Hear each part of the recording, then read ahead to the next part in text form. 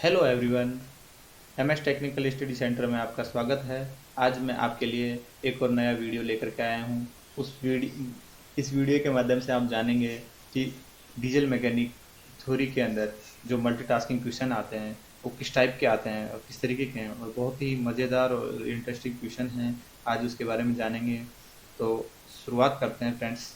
कि देखिए, पहला क्वेश्चन, पिस्टन और कनेक्टिंग रॉड को कौन जोड़ता है? यानी पिस्टन और कनेक्टिंग रॉड को किससे जोड़ा जाता है? गजन पिन से जोड़ा जाता है। तो आंसर इसका क्या आएगा? गजन पिन। अभी देखिए, answer A right. Next question है, पिस्टन के लिए ऊर्जा को क्रैंकशाफ्ट में स्थानांतरित करना कौन सा है? यानी which is the transfer energy of piston to crankshaft? Piston to crankshaft को किससे ट्रांसफर एनर्जी होती है? तो किससे होती है? कनेक्टिंग छड़ से। यानी कनेक्टिंग रॉड जो होती है, ये इसका आंसर आएगा। क्या आएगा? आंसर ये कि पिस्टन के लिए ऊर्जा क्रैंकशाफ्ट के स्थानांतरित करता है। यानी पिस्टन जो क्रैंकशाफ्ट घूमती है, उसके बाद जो ऊर्जा मिलती है उसे, वो किसके द्वारा? कनेक्टिंग रॉड के द्वारा पिस्टन को ऊपर नीचे करने के काम करती है। तो आंसर इसका C option right. Next question है, which is the key elements converting reciprocating motion to rotary motion? अब देखिए, प्रत्यावर्ती गति को रोटरी गति में परिवर्तित करने का कौन सा महत्वपूर्ण तत्व है? यानी जो प्रत्यावर्ती गति है उसको रोटरी मोशन में कौन परिवर्तन करता है? कौन सा पार्ट्स परिवर्तन करता है? अभी इसमें अंदर देखा गया तो इसका आंसर क्या रहेगा? Connecting rod. क्या करता है? Connecting rod. यानी क्रैंकशाफ्ट जब घूमती है तो वो कौन सी गति होती है? प्रत्यावर्ती गति। और इसके बाद रोटरी मोशन, यानी उसको किस में? रोटरी मोशन में परिवर्तन करने का कार्य कौन करती है? ये कनेक्टिंग छड़। तो आंसर क्या आ जाएगा इसका? कनेक्टिंग छड़। तो आंसर इसका कनेक्टिंग छड़।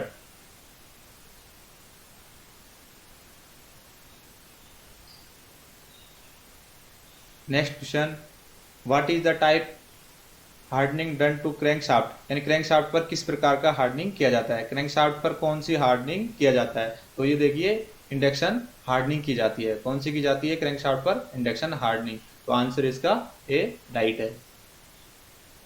नेक्स्ट क्वेश्चन है, which is load taken by the roller bearing? Roller bearing द्वारा कौन सा भार लिया जाता है? रोलर बेरिंग के द्वारा कौन सा भार लिया जाता है? रोलर बेरिंग जो भी है तो रेडियल और अक्षीय भार रहता है। आंसर इसका क्या है? रेडियल और अक्षीय भार। तो answer D option right. What is the loaded taken by taper rolling bearing? Taper roller bearing द्वारा लिया गया भार क्या है? तो देखो, टेपर रोलर बेरिंग और द्वारा लिया गया भार, ये भी कौन सा होता है? रेडियल और एक्सल लोड। इसी के द्वारा, रेडियल और अक्षीय भार के द्वारा लिया जाता है। तो इसका आंसर भी डी ऑप्शन राइट है। Which is the bearing use the differential and the wheel of heavy vehicle? यानी भारी वाहनों के अंतर यानी डिफरेंशियल जो होगा, पहिए में प्रयुक्त होने वाला बेरिंग कौन सा है? तो ध्यान रखिए कि इसके अंदर जो है टेपर रोलर बेरिंग का प्रयोग किया जाता है। किसका किया जाता है? टेपर रोलर बेरिंग का प्रयोग किया जाता है। तो आंसर इसका क्या रहेगा? D option right. क्या आएगा? डी ऑप्शन राइट, भारी वाहनों के अंदर। नेक्स्ट क्वेश्चन है, which is bearing use the flywheel and water pump? Flywheel और वाटर पंप में कौन सा बेरिंग प्रयुक्त किया जाता है? तो वाटर पंप और फ्लाईव्हील के अंदर रोलर बेरिंग का उपयोग किया जाता है। किसका किया जाता है? रोलर बेरिंग का उपयोग किया जाता है। तो option B right.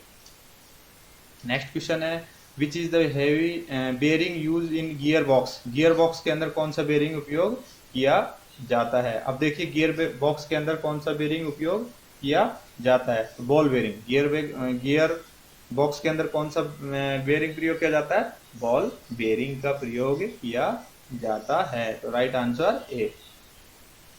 Next question है, where the bush bearing preferred? Bush bearing को कहाँ लगाना ज्यादा असरदारक होता है? अब देखिए, बुश बेरिंग कहाँ लगता है? अब आपने देखा होगा कनेक्टिंग रॉड। कनेक्टिंग रॉड का एक स्मॉल एंड सिरा रहता है, दूसरा क्या रहता है? बिग एंड सिरा रहता है। तो दोनों के अंदर क्या लगाई जाती है? बुश बेरिंग लगाई जाती है। तो इसका आंसर क्या रहेगा? कनेक्टिंग रॉड से। और ये भी देखा होगा आपने कि केम साफ्ट के अंदर भी क्या रहा है? हेड पे लगी रहती है। इसके अंदर ये भी बुश बेरिंग का प्रयोग किया जाता है। जैसे बड़े इंजनों के अंदर है, उसका में भी बुश बेरिंग का प्रयोग किया जाता है। तो यहाँ पे ऑप्शन के हिसाब क्या रहेगा इसमें? Connecting rods. तो answer A right. Next, what is the causes of double knock in the piston, piston में डबल नॉक का कारण क्या है, डबल नॉक किसके कारण होता है। अब देखिए piston pin and boss worm out होता है तो डबल नॉकिंग आती है, क्या आती है, पिस्टन पिन का बॉक्स कीड़ा बोलते हैं तो इसको इंग्लिश में piston pin and boss worm out. तो आंसर इसका सी ऑप्शन राइट है। What type of bearing fitted in the connecting rod big end and connecting rod में बड़े अंत में किस प्रकार का असर लगा रहता है, यानी किस प्रकार का बेरिंग लगा रहता है। अब देखिए मैंने अभी थोड़ी देर आपको बताया अभी जस्ट कि उसके अंदर कनेक्टिंग रॉड के अंदर बिग एंड सिरा, उसमें भी बॉल किसका प्रयोग किया जाता है, सेल बेरिंग का प्रयोग किया जाता है। किसका किया जाता है, सेल बेरिंग का प्रयोग किया जाता है। तो इसका आंसर क्या रहेगा, सेल बेरिंग। तो right answer D. Where is the compression ring is fitted in the piston, यानी कंप्रेशन रिंग इंजन में के पिस्टन में किस जगह पे लगाई जाती है, यानी पिस्टन के अंदर जो कंप्रेशन रिंग है वो कहाँ पे फिट की जाती है। तो मैंने मेरा एक वीडियो है उसके अंदर बताया गया है, और पिस्टन के जो इंजन के जो मुख्य पार्ट्स हैं वो एक मेरा वीडियो है, उसके अंदर भी इसके बारे में मैंने बताया गया है कहाँ कौन सी रिंग कैसी लगाई गई है, और इससे रिलेटेड सारी वीडियो मैंने बनाए गए हैं पिस्टन से रिलेटेड या इंजन से रिलेटेड, वो आप देख सकते हैं। तो देखिए इसका जो आंसर है वो कौन सा आएगा, आंसर इसका रहेगा above the oil ring in piston. कहाँ पे, पिस्टन में तेल की रिंग के ऊपर लगाई जाती है। तो आंसर इसका क्या रहेगा, ए ऑप्शन राइट है। अब देखिए दूसरा ऑप्शन पे हम बात करें पिस्टन स्कर्ट के नीचे, तो पिस्टन स्कर्ट के नीचे क्या रहता है, जो पिस्टन बॉक्स है उसके नीचे का हिस्सा स्कर्ट कहा जाता है, तो उसके वहां तो लगी नहीं रहती क्योंकि वहां तो ऑयल रिंग लगी हुई रहती है। इसके बाद ऑयल रिंग और पिस्टन पिन के बीच में, तो वो हिस्सा भी नहीं है क्योंकि उसको स्कर्ट कह रहे हैं, तो उसमें भी नहीं लगाई जाएगी। पिस्टन पिन और स्कर्ट के बीच का रोड को जोड़ना, तो वहां भी नहीं लगाई जाती है। तो इसके अंदर क्या आएगा, ऑप्शन ए राइट है। नेक्स्ट क्वेश्चन है what is the first step in removal method of fly wheel, fly wheel को हटाने की विधि को पहला कदम क्या है, यानी फ्लाई व्हील को जब हटाया जाएगा तो पहला कदम क्या है, सबसे पहला ऑप्शन इसके अंदर अनलॉक द लॉक प्लेट, यानी लॉक प्लेट को अनलॉक करेंगे, उसके बाद वायर और इसके बाद जो वायर है उसको हटाएंगे, जो जिससे लॉक किया गया है उसको हटाएंगे। तो आंसर इसका लॉक प्लेट और तार को अनलॉक करेंगे। तो आंसर इसका A right. Where the flywheel is fitted in engine, engine में फ्लाई व्हील कहाँ फिट किया जाता है। अब देखिए फ्लाई व्हील को किस पे फिट किया जाता है, क्रैंकशाफ्ट के ऊपर फिट किया जाता है। तो ऑप्शन इसका क्या रहेगा, आंसर बी राइट। तो आंसर इसका बी राइट है। नेक्स्ट विच वाल allow one direction flow only, अब कौन सा वाल केवल एक दिशा प्रवाह अनुमति देता है, यानी अब देखो एक दिशा के अंदर जो रहेगा, एक दिशा के अंदर कौन सा रहता है, रीड वाल। रीड वाल का कार्य केवल क्या रहता है, एक दिशा में प्रवाह करने देता है, दूसरी दिशा में नहीं करने देता। तो इसका आंसर क्या रहेगा, रीड वाल। तो ऑप्शन सी में रीड वाल राइट है। What is the term used to for refer with when a value of open before TDC, यानी टीडीसी से पहले वाल को खुलने पर संदर्भित शब्द का उपयोग किया जाता है। तो देखिए समय टीडीसी पर जैसे पिस्टन जाएगा उससे पहले वाल खुल जाता है तो उसे क्या बोलते हैं, लीड। क्या बोला जाता है, लीड कहा जाता है। और पिस्टन जब बीडीसी पर जाने से पहले, बीडीसी से पहले ही खुल जाता है उसको क्या कहते हैं, लैग कहते हैं। और दोनों वाल एक साथ स्थिति में खुले रहते हैं उसको क्या बोलेंगे, ओवरलैप कहा जाता है। तो इसका क्या है, टीडीसी से पहले वाल जो है खुल गया उसको क्या बोलेंगे, लीड। समय से पहले वाल को खुलना क्या कहलाता है, लीड। तो आंसर इसका ए राइट। अब देखिए what is the term use the refer when ए वाल क्लोज आफ्टर बीडीसी, यानी बीडीसी के बाद वाल बंद होने पर संदर्भित शब्द का उपयोग किया गया है। तो क्या आएगा इसके अंदर, लैग। बाद में हो रहा है ना बीडीसी के, तो अभी मैंने बताया था इसके लिए क्या होगा आंसर, लैग। तो राइट सी रहेगा इसका आंसर।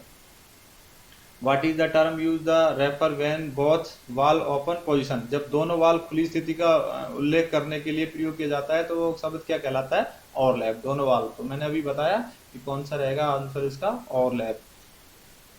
Answer C right.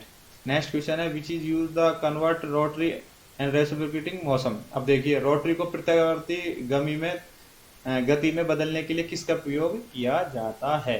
तो देखो इसका आंसर क्या आएगा, केम शाफ्ट। क्या रहेगा इसका आंसर, केम शाफ्ट। अभी एक इससे पहले क्वेश्चन आया था, उसके अंदर क्या पूछा था उसने कि रेसिप्रोकेटिंग मौसम को रोटरी मौसम में बदलने के लिए, रेसिप्रोकेटिंग मौसम को रोटरी मौसम में बदलने के लिए, तो उसमें कनेक्टिंग छड़ या कनेक्टिंग रॉड उसका आंसर रहेगा।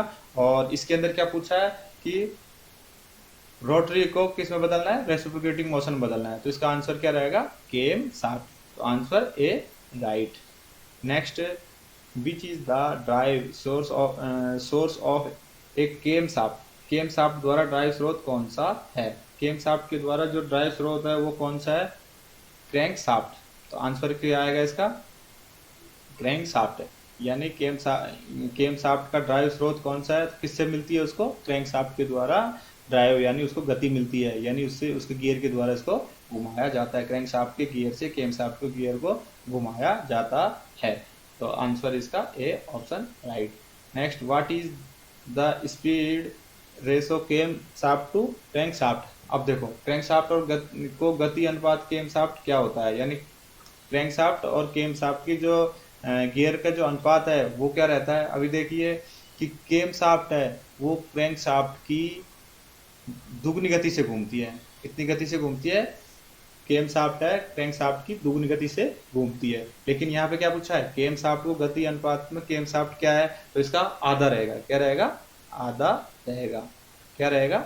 आधा। तो आंसर इसका ये। अभी देखिए, यानी केम शाफ्ट की गति 1 है, तो केम शाफ्ट की गति 1 है।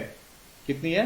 1। तो ये क्या है, क्रैंक शाफ्ट कितनी गति से घूमेगी, इसको आधी गति रहेगी इसकी। और यदि इसकी गति, केम शाफ्ट की गति 2 है, तो केम शाफ्ट की गति 2 है, तो क्रैंक शाफ्ट 1 गति से, क्रैंक शाफ्ट आधी गति से घूमेगी। तो इसका क्या होगा, इसलिए इसका आंसर हाफ। क्या रहेगा? हाफ रहेगा। तो answer A right. Which tool is required to remove the valve. Valve को हटाने के लिए कौन सा उपकरण की आवश्यकता होती है? तो वाल्व स्प्रिंग लिफ्टर का उपयोग किया जाता है। वाल्व को निकालने के लिए जो है वाल्व लिफ्टिंग मशीन, क्योंकि इसके अंदर स्प्रिंग रहता है, तो स्प्रिंग को दबा करके और वाल्व को उसका लॉक निकाल लिया जाता है ऊपर से, और स्प्रिंग निकल जाता है। तो वाल्व स्प्रिंग लिफ्टर बोला जाता है। क्या बोला जाता है? Valve spring lifter. यदि दोस्तों आपने मेरा वीडियो सब्सक्राइब नहीं किया है, यानी मेरा चैनल सब्सक्राइब नहीं किया है, तो कृपया करके मेरे चैनल को जरूर सब्सक्राइब, लाइक और शेयर जरूर करिएगा दोस्तों, जिससे कि आगे के वीडियो के नोटिफिकेशन समय पर आपको मिलता रहे। और इसी तरीके से मैं आपको बहुत सारे वीडियो के साथ में और नए टॉपिक के साथ में मिलूंगा। धन्यवाद दोस्तों, फिर आपसे मुलाकात होगी।